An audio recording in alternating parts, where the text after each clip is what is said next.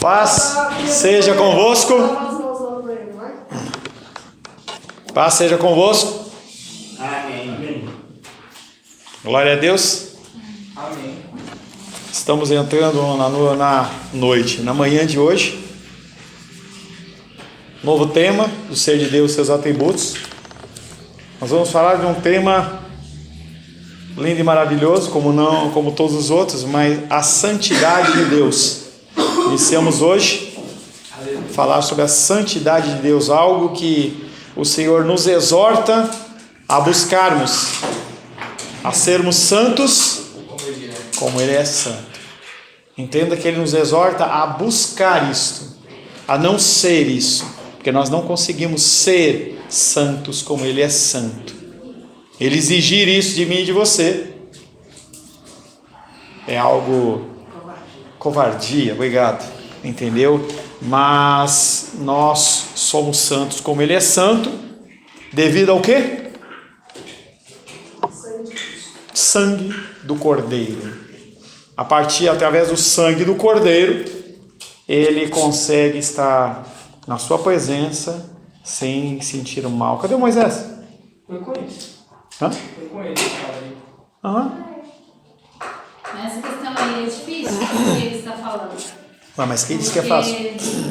A gente olha a palavra, né? Eu até falando com você, a gente olha a palavra e aí a gente entra na cobrança, né? Porque a gente se vê inadequado. Mas isso quem que sente? Quem que sente inadequado perante a palavra? Os filhos. O mundo não. O mundo olha e fala: eu não roubo, eu não mato, eu não adultero, eu trabalho, pago meus impostos, eu estou bem, eu sou bom. O padrão não é esse. Hã? Eu venci na vida. Estava vendo um outdoor ali no Guará, estava dizendo assim: confie em algo maior, confie em você. Nossa, oh meu Deus. Bom, falando sobre a santidade de Deus. A santidade de Deus é mais um atributo moral, que reflete o moral de Deus.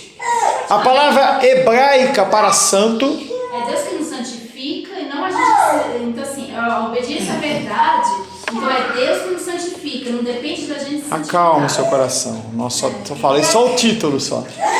Calma. Nós vamos entrar nesse termo. Na verdade, nós não vamos falar sobre a santidade de Deus. Vamos falar só rapidamente. E nós vamos começar a apresentar elementos para a gente começar a buscar essa santidade. Calma, tá? Este é o grande atributo moral de Deus. Reflete quem Deus é. Reflete a característica dele, o padrão dele, a forma dele. A palavra hebraica para santo é kadosh, que significa cortar, separar. Então esse sentido da palavra santo é o de cortar as coisas que não estão bem. Outro dia eu estava lá em casa e a Rô falou assim: tem pera aí na fruteira? Eu falei: tem. Ela falou: vamos comer? Vamos. Peguei a pera, entendeu? Tá lavado? Aí ela falou: não. Aí eu lavei, tirei o talinho. Quando você puxa o talinho que tá molinha, é porque ela tá boa, né? Eu puxei assim, plof, aquele barulhinho. Falei: opa. Aí a hora que eu cortei a pera no meio, ela estava toda preta, por fora bonita, por dentro estragada. Aí eu fui tentando cortar para ver se tinha alguma coisa que se prestava e não sobrou nada. Eu joguei e foi tudo fora. Então essa palavra kadosh tá, você cortar o que não presta, joga fora, tá? Separar. Santo é aquilo que é separado, retirado do uso comum. Eu e você, por mais que você tenha ainda dificuldade de dizer, eu e você somos santos, porque nós somos separados. A palavra de Deus fala que Davi, ele foi separado do meio das malhadas. Ele era especial. Você está no meio das pessoas e Deus, ele fala assim: separa você com características, com dons, com especialidades. A gente vê no nosso, por exemplo, dentro do nosso louvor, um exemplo, entendeu? Em que Deus separa uns para umas coisas e outro para outras. A gente brinca com o irmão Cláudio, que ele tem essa afinidade com a música, eu não tenho. Então ele começa a querer explicar para mim sobre o falar, sobre tom de voz. É como se ele estivesse falando alemão para mim, entendeu? Eu fico olhando para ele com muito respeito, mas eu não entendo absolutamente nada do que ele está falando, porque não é uma característica minha. Mas ele separou a mim não para isso. Eu acabo me esforçando, tentando fazer um pouco mais, mas eu não sou para isso. Santo é aquilo que é separado, retirado do uso comum. Nesse sentido, todas as coisas que foram usadas para um uso exclusivo são consideradas santas. Por exemplo, Êxodo 28:2. Oi, pastor, até que enfim, só abriu a Bíblia, hein? Êxodo 28:2. Como a Edilene não está no nosso meio, você vai ter tempo suficiente para localizar a passagem. Amém? 28:2. Para as vestes sagradas para Arão, meu irmão, para a glória do ornamento. Vestes sacerdotais eram santas. Não é porque ela era santa, tocou na veste, aquele frio. Não, ela era santa porque ela era separada. Aquela veste, ele podia ir na feira comer pastel de carne? Não. Aquela veste ele podia ir lá pescar lá ou arar lá no terreno? Não. Aquela veste era para quê? Para o ofício sacerdotal. Então aquela veste ela era separada, ela era santa. Interessante isso, porque muitas vezes você vê a pessoa falar em santo no sentido de que tem algo especial, tem poderes especiais. Não é esse o sentido de santo, não. Tem que ser separado. Separado para Deus, tá? E aí a gente tinha naquele tempo também, deixa eu ver se não tem aqui. A gente tinha também o templo, que ele era separado, a cidade de Jerusalém, ela era separada. Êxodo 29:31. Tomarás o carneiro da consagração e cozerás a sua carne no lugar santo. Aqui nós temos dois elementos santos. Primeiro, o carneiro. O carneiro ele foi separado para algo específico. Para o que? Consagração. E aquele carneiro que foi separado para a consagração, ele foi separado para ser sacrificado num lugar específico, lugar santo. Se você fizesse esta ação de Êxodo 29:31 debaixo de uma árvore e alguém visse, você era apedrejado, porque aquele lugar não era santo, não era separado. Não por causa que o local tem alguma influência, e sim porque foi determinação de Deus, a preocupação de Deus em criar um local específico que não houvesse uma adoração profana como havia para todo lugar. Cada um faz o que quer, do jeito que quer. O que Deus explica não é a exigência das roupas de ser com franjas, e sim que tem que ser conforme Ele manda, a forma que Ele ordena. O cristianismo, como nós falamos em Gálatas, ele tem uma linha e nós temos que seguir esta linha. Nós não podemos fazer o que nos apraz. O lugar específico para a preparação do sacrifício era santo, porque ele era separado. 1 Reis, capítulo 8, verso 4. 1 Reis 8, 4. Os caras foram almoçar lá, no quilo, o que foi? 1 Reis 8, 4. 3 e 4. Vai, El, lê aí, vai. 1 Reis. 1 Reis 8, 4? Deixa achar.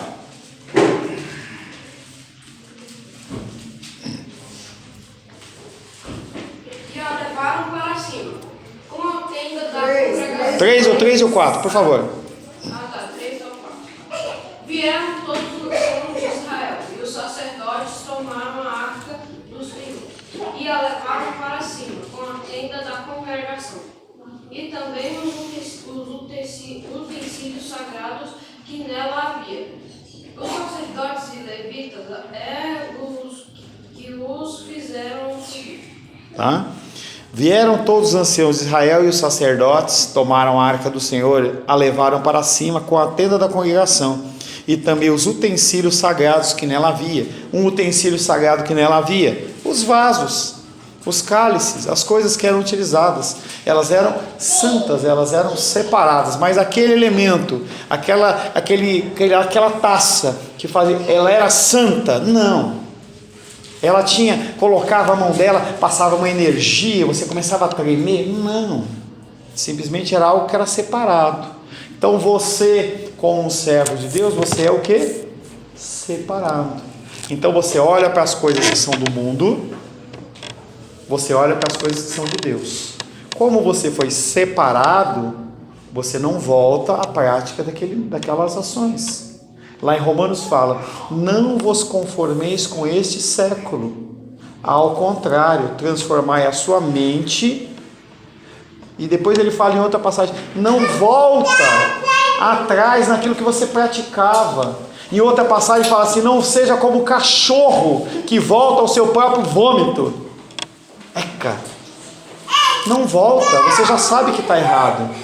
Você aprendeu, não pratica de novo.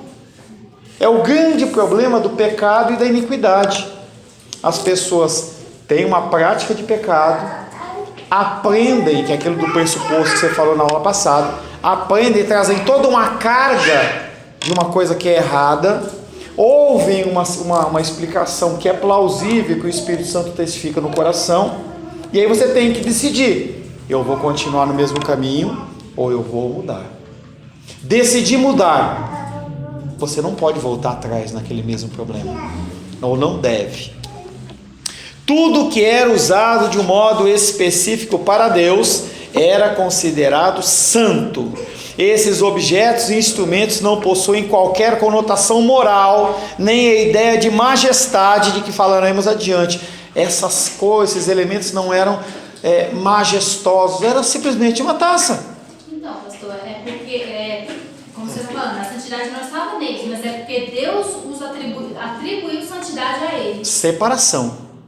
Não santidade. Não santidade, não havia santidade no elemento. Então, Deus que reservou eles. Reservou, santos, separou. Mas se aquela taça fosse usada para qualquer outra coisa, porque Deus separou, era errado. Deus, ele separa uma coisa para a utilização para ele, você usa para outra coisa, você cometeu um delito. Tá? Isso é tranquilo. É como, por exemplo, você está dentro de um serviço público, em qualquer lugar, e está lá a máquina de xerox. Aquela máquina de xerox é para serviço de quê? Do escritório. Você usa para uma outra forma, está errado. Eu vou lá e tiro cópia de um livro para mim, está errado. Ah, mas é só folhinha. Não, não é para isso. O propósito não é para esse. Tudo que era usado de um modo específico para Deus era considerado santo. Esses objetos e instrumentos não possuem qualquer conotação moral, nem a ideia de majestade que falaremos adiante. Apenas eles mostram que foram usados para um serviço especial, separados. Todavia, esse mesmo raciocínio não pode ser dito de Deus. Deus, ele é santo.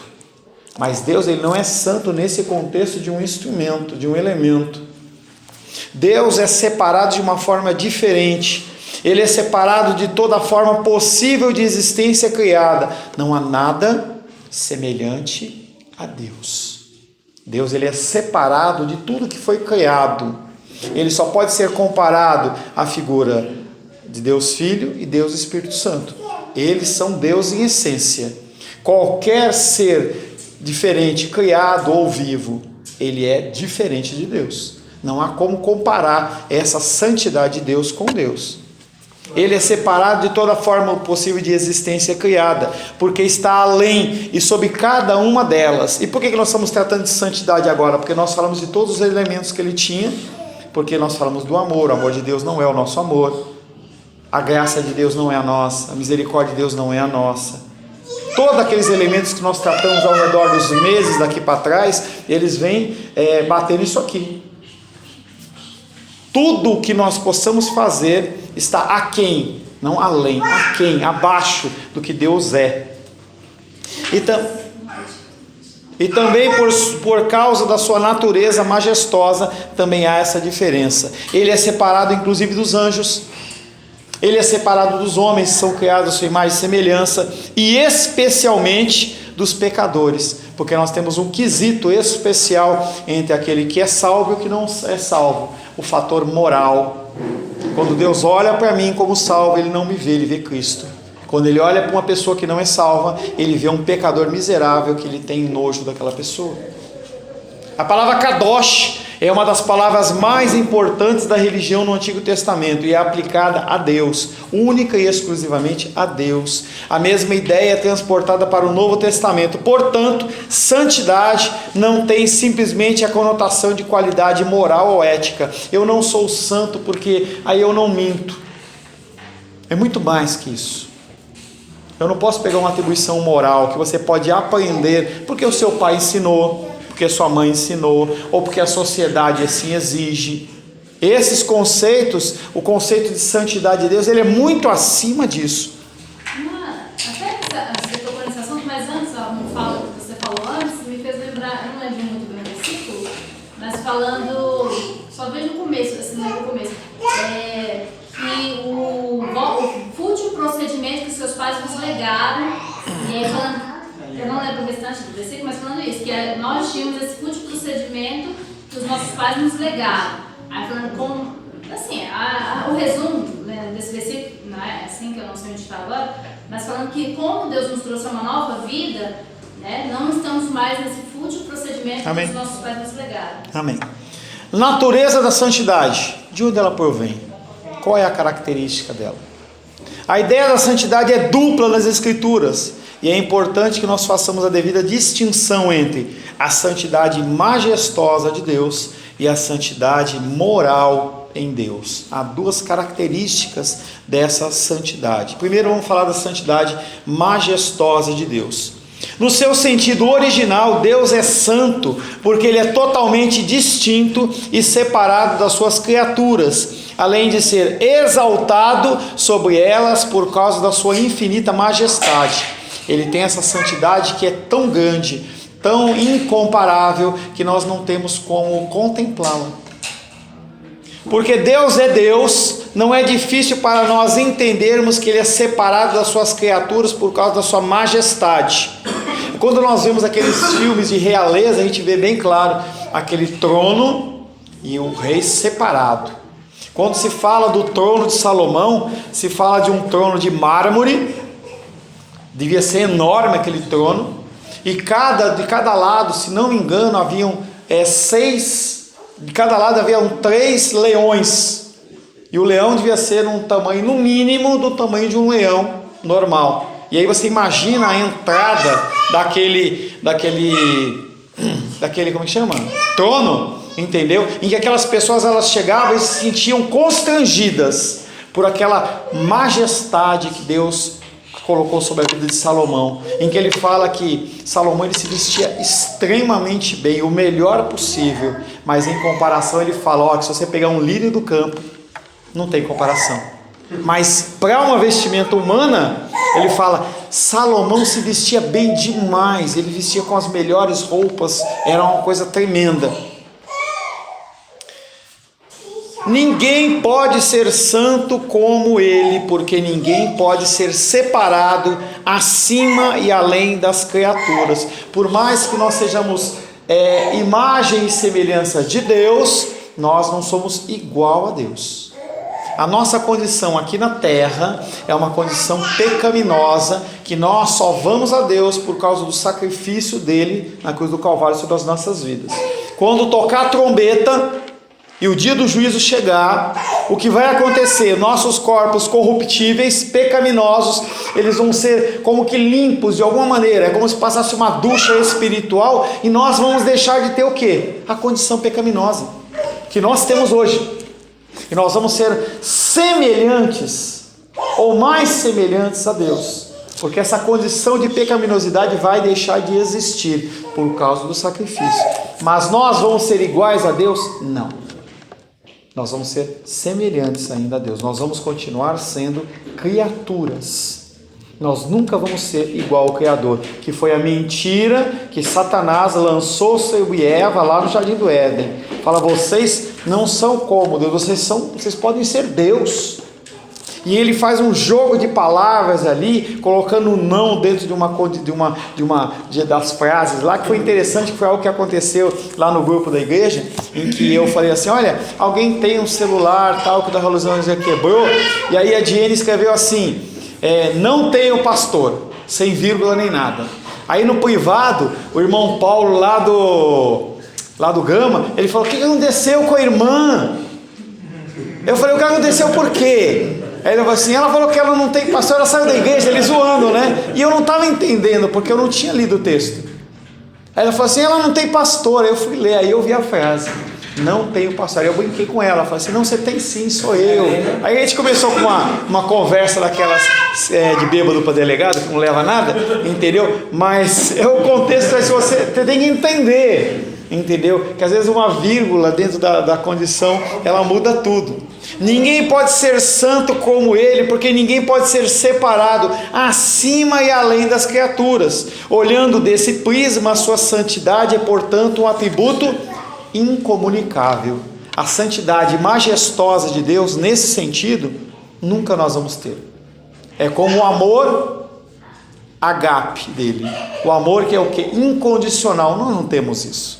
Não há essa possibilidade. Não há possibilidade de ele transmitir a mim e a você o amor incomunicável. Não há possibilidade de ele transmitir para mim e para você essa santidade majestosa, porque só ele tem. Nós não temos isso. Você fala de que não tem como nós amarmos as pessoas incondicionalmente. Sim, de jeito nenhum. Nem eu, nem você, nem ninguém na terra, nem Adão, Eva, nem Paulo, nem Pedro, nem ninguém. Nenhum ser humano na terra, exceto Jesus, tem a condição do amor incondicional. Todos nosso amor, a manifestação do nosso amor, por mais lindo e majestoso que possa parecer, ele é pecaminoso. Ele tem um cúmulo pecaminoso, ou para você ser aceito, ou para você ser amado, ou porque a pessoa fez algo para você. Alguma condição tem. Olhando desse prisma, a sua santidade é, portanto, um atributo, essa majestosa. A sua santidade é, portanto, um atributo incomunicável.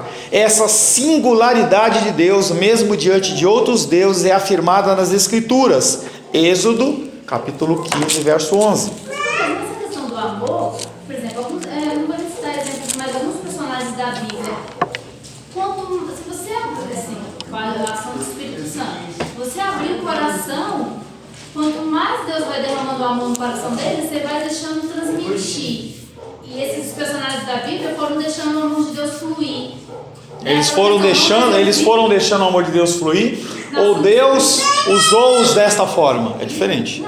Se você é diferente, não é a mesma coisa. Se você tem a ação ativa de Deus, você é um objeto passivo, não é que você está fazendo porque você quer, você está fazendo porque Ele está comandando que você faça. Outra coisa é você decidir fazer. Nós não decidimos fazer nada, manifestar o amor nosso pelo nosso desejo. Nós desejamos porque Deus impõe no nosso coração. É muito diferente. Nós somos passivos. Então, aí, por exemplo, aquela que Paulo falou, não mais eu vivo, mas Cristo vive em mim. Então, assim, a ação de Deus, é claro, assim, o amor fluindo, não tem como, sabe, aí ser incondicional, não esperar nada. Você não espera, você sempre espera algo. Por que você vem para a igreja? A comunhão com Deus e com os irmãos. Por que você vem para a igreja? Não, porque Deus coloca o desejo. Então pronto, então você não é ativa. Então não é, se tira a figura de Deus, você vai conseguir agir dessa maneira? Não, então é ele. Só queria entender assim, porque a ação de Deus é clara. O amor de Deus sendo derramado no seu coração não vai sendo incondicional, não é você, é o amor de Deus sendo extravasado através da sua vida. Mesmo assim eu sou pecaminoso. É aquele contexto que eu falei, você pega uma caixa d'água de 20 mil litros e você coloca uma gota de veneno, já não é uma água limpa. Êxodo 15, 11. Ó Senhor, quem é como tu entre os deuses? Quem é como tu, glorificado em santidade, terrível em feitos gloriosos, que opera as maravilhas?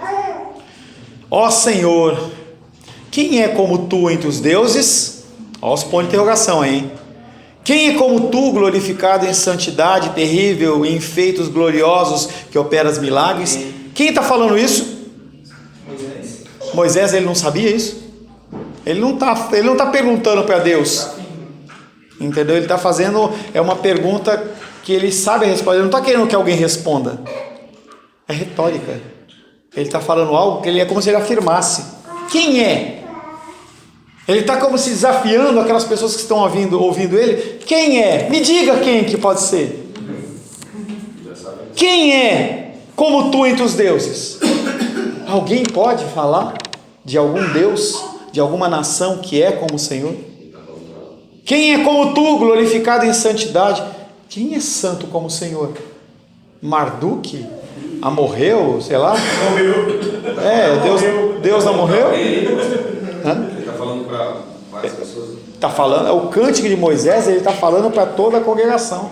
Tá? Ele está falando dentro do livro de Êxodo. Tá? Ele está falando dentro do povo de Israel. O povo de Israel está aquela murmuração toda. E o que ele está falando? Quem é? Vocês têm que olhar para esse Deus de uma maneira diferente. Essa singularidade de Deus, mesmo diante de outro Deus, de outros deuses, é afirmada nas Escrituras. Elas nos dizem que Deus é glorioso em santidade. A santidade de Deus está vinculada ao fato de Ele ser todo glorioso, não em partes. Infinitamente distante de nós, da maneira que Ele é. Primeiro, na nobreza e na perfeição da sua natureza. Não há nada diferente de mim e de você, em que nós somos totalmente depravados, totalmente contaminados, totalmente, da cabeça aos pés. Nada que nós venhamos a pensar, a falar, a agir, tem algo bom. Tudo contaminado. E isso é um dos princípios do cristianismo. O que você tem ouvido fora? Que o ser humano ele é bom em essência. A culpa é da sociedade, a culpa é do governo, a culpa é do pai e da mãe, a culpa é da educação. Apesar de nós querermos uma melhor educação, por mais que todas as pessoas estejam no melhor colégio particular de Brasília, você construa um galpão enorme para, sei lá quantas crianças tem, sei lá, para 1 milhão de crianças tendo, com assessoria, com tablet, com assessoria multimídia, e as crianças elas sejam educadas na melhor condição possível, a sociedade ela vai continuar decadente. Vamos colocar um policial em cada esquina. Quantas quadras tem em Brasília? Você multiplica isso por 4 e coloca um policial em cada esquina. O ser humano vai continuar decadente. Não muda nada. Porque esse equilíbrio é tudo difícil mesmo.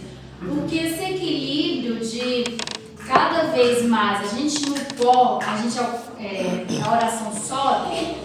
Mas ao mesmo tempo a palavra de Deus diz que o Senhor Jesus é a nossa pedra preciosa e somos suas pedras preciosas. Somos edifício da casa edifício da Trindade, né? É um texto que eu vi. Então somos casa espiritual de Deus. Então é difícil, ao mesmo tempo que você tem que cada vez mais estar no pó, mas ao mesmo tempo também você tem a questão do amor. Aí é difícil você equilibrar isso, entendeu? Tudo bem. Entendi. Ele é distinto, ele é infinitamente distante de nós na sua nobreza e na perfeição da sua natureza, diferente de nós. Ele também é diferente de nós na grandeza de todos os seus atributos, e nós já falamos nos atributos de forma individual, ainda vamos falar sobre alguns. A santidade é praticamente um atributo que qualifica tudo em Deus. Deus é majestoso e glorioso na sua santidade. Isaías capítulo 57, verso 15.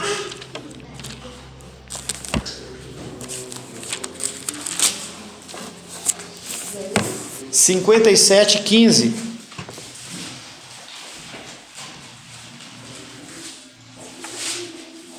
Quem for ler, respeita a pontuação, por favor, hein? Não está lendo a revista Caras e nem o Correio Brasiliense também não. Pode ler, Seba. Porque assim diz o alto, o sublime, que habita a eternidade. o qual tem o nome de santo. Habito no alto e santo lugar, mas habito também com o contrito e abatido de espírito, para vivificar o espírito dos abatidos e vivificar o coração dos contritos. Um versículo como esse, verso 15, se você ler com calma, é como se Isaías, em cada pedacinho que ele lê, ele parasse para suspirar. Ele parava, entendeu? Essa vírgula não tem como ele quantificar, não dá para você quantificar quanto tempo ele usou de uma palavra para outra. Não dá. Porque assim diz o alto, e eu consigo imaginar a figura de Isaías imaginando a grandeza de Deus, o alto. Porque assim diz o sublime, que habita a eternidade, o qual tem o nome de santo. Ponto. E aí deve ter passado um tempo a mais ele imaginando a santidade de Deus. E aí ele entra na primeira pessoa falando: habito no alto e santo lugar, mas habito também com o contrito e abatido de espírito. Isso é uma das maiores, não é contradições, mas um dos maiores contrastes que nós temos. Um dos maiores contrastes que nós temos, em que esse Deus, que ele é santo, nessa alta medida, ele habita dentro de um templo imundo como eu e você. E eu vou falar um pouco sobre isso, eu já falei, mas que cabe aqui. Você imaginar Deus como um alto e sublime, e é a realidade, é um conceito de teologia que fala que ele é transcendente. Transcendente, ele transcende qualquer pensamento. Ele está acima do que você possa alcançar. Torre de Babel não era suficiente para chegar nesse altos céus. Se você pegar a espaçonave Discovery e sair, você também não alcança. Ele está acima de tudo. Ninguém é como ele. Se você quiser comparar qualquer qualidade, se você somar a qualidade de todos os seres humanos, não chega a perto dele, porque ele é transcendente. Da mesma maneira, ele é imanente. Ele é o que? Ele habita dentro de nós, ele nos ouve, ele está junto de nós. Ele não compactua com o pecado, mas ele está dentro de você. Ele ouve as suas orações, ele morre por você. Então é um Deus que ele tem uma condição em que nós não conseguimos, nossa mente não consegue abarcar essa ideia de um Deus tão grande desse jeito, mas que está aqui no meio do povo, como é a figura de Cristo, em que ele deixa a sua glória. A maior manifestação da transcendência e imanência de Deus está na figura de Cristo, em que ele não está apenas em espírito, mas ele anda no meio das pessoas. Ele come aquilo que os outros comem. E aí você pode ir num restaurante, você olhar: eu não gosto de cebola, eu não gosto daquilo. Não, ele é como se ele comesse de tudo daquilo. Enquanto você descarta, coloca de lado, ele fala: não, é tudo abençoado. Essa figura de Deus é o que Isaías tenta transmitir aqui. 11. Cadê? Qual que é o versículo? 15. Porque assim diz o alto, o sublime, que habita a eternidade, o qual tem o nome de santo. E ele vem falando em nome de Deus, mas ele fala como se estivesse usando uma figura quase que em terceira pessoa. E aí depois é como se Deus tivesse tomado totalmente conta de Isaías. Ele fala: habito no alto e santo lugar, mas habito também com o contrito e abatido de espírito. Para o quê? Vivificar o espírito dos abatidos e vivificar o coração dos contritos. O contrito e abatido, aquele que está contrito e abatido, por quê?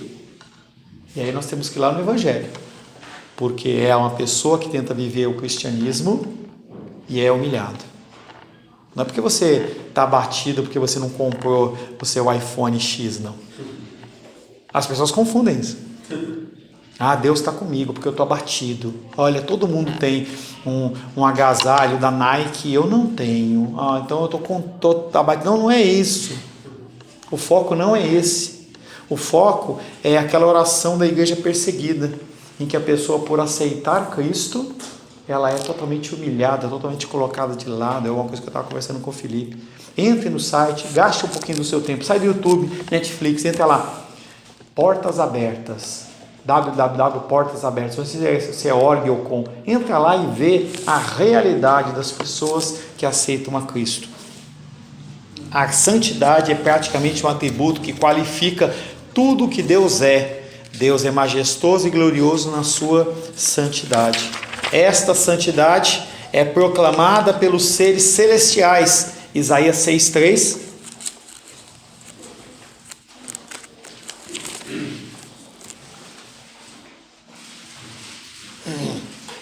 Eu gosto muito desse texto. Vamos ler do verso 1. Amém. Tá? É um dos textos, acho que mais impactantes que tem dentro das Escrituras, porque é a melhor atestação que eu consigo enxergar de um ser humano perante esse Deus Altíssimo. No ano, Isaías capítulo 6, verso 1.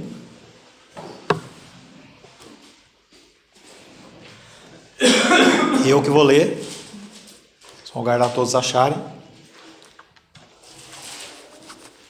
Primeira coisa que Isaías faz, ele faz a contexto. Você sabe de cabeça, Moisés? E por que você não pega a Bíblia? Se souber de cabeça, já manda aí, que às vezes a pessoa sabe de cabeça, né? Hã? Só não pode ser um levita. Hã? Só não pode ser um levita. Levita? É. Por quê? O que é o levita? Que sabe a Bíblia de cor, mas não pode. Não, você trocou o nome. Levita não é levita, é fariseu. É fariseu. Hã? Ajuda ele lá. Achou já? 6:1. 6:1. Primeira coisa que ele faz é contextualizar aonde ele está. Ele não está no vácuo. Ele não está no além. No ano da morte do rei Uzias, eu vi o Senhor assentado sobre um alto e sublime trono, e as abas das suas vestes enchiam o templo. Esse templo que não é o templo de Jerusalém, mas é esse templo celestial onde Deus habita. Serafins estavam por cima dele. E aí a hierarquia angelical, nós temos anjos, arcanjos, serafins e querubins. Serafins estavam por cima dele. Cada um tinha 6 asas. Com 2 cobria o rosto. Por quê? Esses seres que habitavam de contínuo na presença de Deus tinham vergonha de eles, sendo serafins, estarem na presença da santidade de Deus. Com 2 cobriam o rosto, com 2 cobriam os pés, e com 2 voavam. E clamavam uns para os outros. Eles não falavam assim, santo, santo, santo. Não. Alta voz. Devia tremer tudo. E eles clamavam uns aos outros, dizendo... Eles não clamavam para a parede. Eles não clamavam para o próximo, para Deus. Eles clamavam uns para os outros. Eles estavam falando um serafim para o outro. Santo, santo, santo é o Senhor dos exércitos. Toda a terra está cheia da sua glória. Quando aqueles homens falaram santo, santo, santo, e Deus se manifestou na presença dele, o que aconteceu com a estrutura daquele templo? As bases do limiar moveram-se à voz do que clamava. Na presença de Deus, elementos físicos não conseguem ficar parados. É o que ele está falando. A estrutura sacudiu. Porque ele fala que se a gente não clamar, as pedras clamam. A estrutura do templo, dentro da sua condição de criação inanimada, ela não consegue resistir à presença de Deus. As bases do limiar moveram-se à voz do que clamava, e a casa se encheu de fumaça. Essa fumaça não é o gelo seco, é a Shekinah de Deus, é a manifestação da glória presente de Deus, algo que os seres humanos cantam nas igrejas: derrama sua Shekinah, derrama sua Shekinah, derrama sua Shekinah. Se Deus derramar a Shekinah, não sobe nada. Então disse eu: Quando Isaías teve essa visão e ele viu todo esse cenário, ele olhou para si e ele falou: ai de mim, estou perdido, porque sou um homem de lábios impuros. Gente, é por isso que a gente volta àquela condição da pergunta da Menísia: será que há algo bom em nós? Esse homem, que foi o homem que teve essa visão majestosa de Deus, ele olha para ele e fala: estou perdido, eu sou um homem de lábios impuros, habito no meio de um povo de impuros lábios, e os meus olhos viram o Rei, o Senhor dos Exércitos. Então um dos serafins voou para mim, ó, a ação passiva do homem e a ação ativa de Deus. Então um dos serafins voou para mim, trazendo na mão uma brasa viva que tirara do altar com uma tenaz. Ele não conseguiu pegar, ele foi lá e pegou com a tenaz. Com a brasa tocou a minha boca e disse: eis que ela tocou os seus lábios, a tua iniquidade foi tirada e o perdoado foi o seu pecado. Depois disso eu ouvi a voz do Senhor que dizia: a quem enviarei e a quem há de me ir por nós? Disse Isaías: eis-me aqui. Por que ele fez isso? Porque a ação de Deus foi sobre a vida dele. Não é dele, não é da vontade dele, não é do querer dele. Você não age como você age dentro de uma condição boa porque você quer, é porque a ação de Deus, ela toma conta de você e não há outra coisa a ser feito a não ser se render e adorar Ele. Não há mais nada a ser feito. Senhor, em nome de Jesus, agradecemos a Ti pelo início do estudo da santidade. É maravilhoso ler os relatos da Tua Palavra, como este de Isaías capítulo 6, verso 1 em diante. Como somos pequenos, como somos miseráveis, como não somos merecedores de nada, e mesmo assim, o Senhor, na sua infinita graça e na sua infinita misericórdia, concede experiências como essas de Isaías e outras como a que nós temos. E mesmo, Pai, a visão de Isaías, ela não é comparável com a bênção que eu e os meus irmãos temos, que é a presença do próprio Deus dentro de nós. Enquanto Isaías contemplou o alto e sublime trono do Senhor, nós podemos dizer que nós somos o alto e sublime trono do Senhor, porque o Senhor habita em nós. Que nós possamos, Pai querido, entender isso, que nós possamos a cada dia mais buscar este crescimento espiritual, que nós possamos, Pai, buscar sermos plenos na Tua presença, mesmo sabendo que isso é algo impossível para seres criados como nós, mas que nós possamos, Pai, dedicar-nos cada vez mais ao serviço do Senhor. Te louvamos, Pai, por existires e seres tudo dentro e em nós. Em nome de Jesus. Amém. Glórias ao Senhor.